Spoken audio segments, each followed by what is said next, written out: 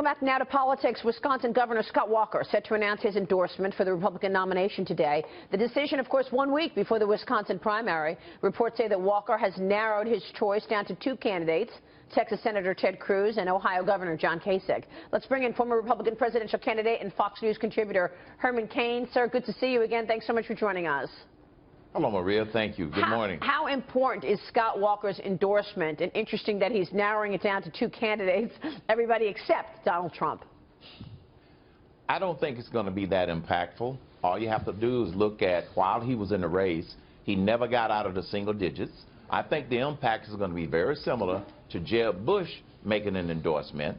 And the thing is, it might impact a few people, but since they didn't have, and he didn't have a large following, I don't think it's going to be a big impact at all. It'll be a headline for a few seconds. How do you see this playing out at this point? Do you think Trump gets the nomination?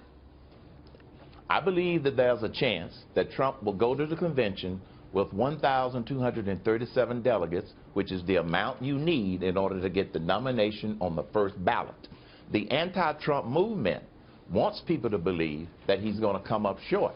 The anti-Trump movement want people to believe that there's going to be chaos at the convention. They're doing everything that they can to try and scare people from voting for Trump. It's not working, Maria. So there's a good chance. If you look at the upcoming Wisconsin primary, you look at the big states like New York and California. Well, in Wisconsin, Trump is essentially tied with Ted Cruz. But he has a big lead in the polls in New York, which is a trend. He has a lead in California, which is a trend. I think there's a good chance he might capture the necessary delegates in order to get the nomination.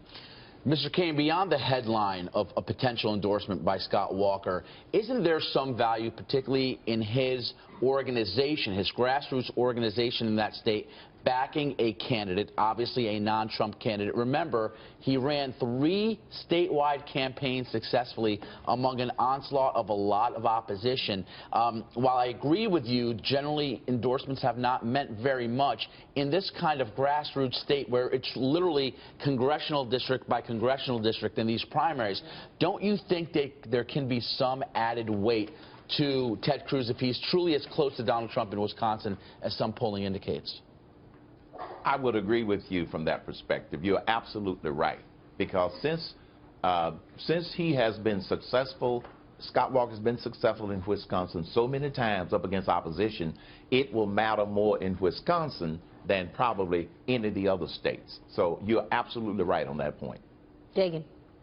Herman, do you think, and I've raised this issue and I've heard outrage from Trump supporters online already this morning, but at some point, even before Trump potentially clinches 1237 in the delegates, does he need to change his posture on a national stage and start appealing to people who maybe don't vote in primaries but are on the fence about whether they're going to get behind him in November?